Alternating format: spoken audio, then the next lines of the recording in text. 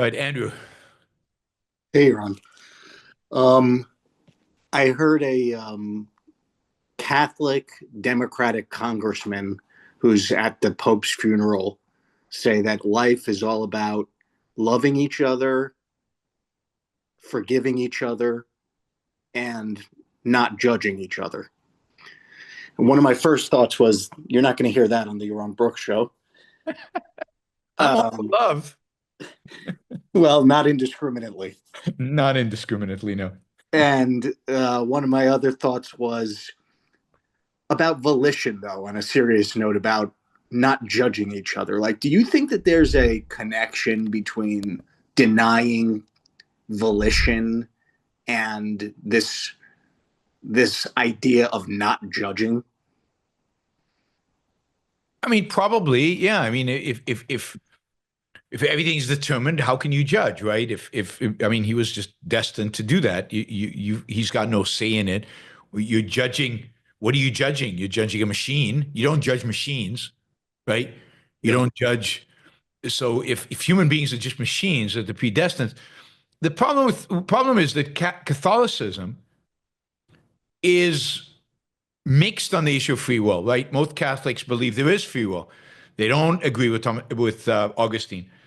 Uh, so they actually argue for free will. I think their argument is more, who are we as human beings to judge? That's God's job. God will judge.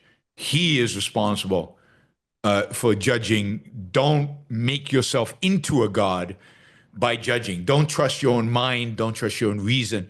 Don't trust your own evaluation. That, I think, is more where the Catholics are coming at it. Luther and Calvin, at least certainly Luther, were very anti-free will. So they were very much on the side of, yeah, I mean, whatever happens, happens, and you're either going to hell or heaven, and that was determined before you were born. So nothing you can do about it. Yeah. Yeah. I mean, they believe in a judgment day, right? Where God ultimately judges. Yeah, but they believe in the Protestants, or at least those Protestants, believe in a judgment day where God just fulfills what has already been decided. The Catholics have more of a conception of a judgment day where people are Their judged right acts there. are In judged. other words, they're not just fulfilling their destiny; they're actually evaluated. And But it's God's job to do that. It's Jesus who tells you to love everybody. It's his job to send people to hell out Yeah. of love, of course, only because he loves you. Yeah. I'm just like very interested in this, in the passion around denying free will. Well, I mean, yeah, free will is easy. Is I mean, there's a strong incentive to deny free will because you can get away with stuff, right? Because it wasn't me, you know. It's I had no choice. I mean, that here's the thing: denying free will allows you not to judge yourself.